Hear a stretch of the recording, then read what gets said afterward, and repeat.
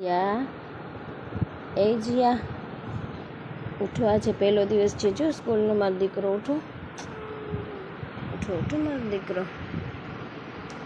જીયા હે દીકરા ઊભો થા મારો દીકરો.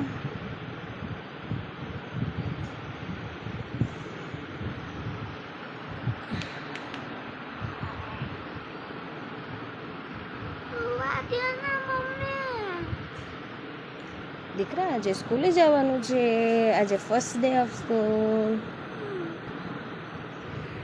ઊભો થા મારો દીકરો, ઊભો થઈ જા.